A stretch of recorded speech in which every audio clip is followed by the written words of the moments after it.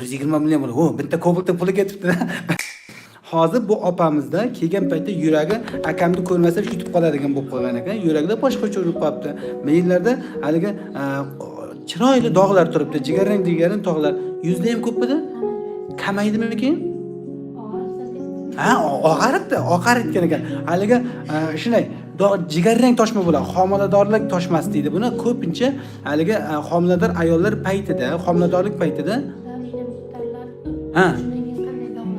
O'zingiz gapiring, opa, o'zingiz ayting. Nima shikoyatingiz? Men haligi faqat qo'shayotgan bo'lish mumkin. Ha, ayting. Ishdan inib chiqqandan keyin bunday dog'lar qorayardi. Lablarni ko'karishlar. Holsizlik. Umuman O'tirib ko'rganmiz faqat? Aha.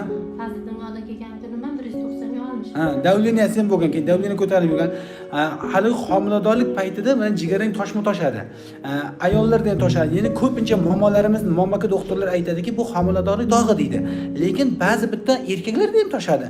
Erkak nima bo'lganini homilador bo'lmaydi desan, uni ayol homilador bo'lgan bo'ladi. Kelishdi? Ayolning homiladorligi bir erkakning yuziga chiqib ketayotgan bo'ladi. U oshqozon ichak pachaq chiqib qolgan bo'ladi. Ya'ni oshqozon ichakdan ichkari doktorni o'ldirishib, mazasini qochirib qo'ygan bo'ladi.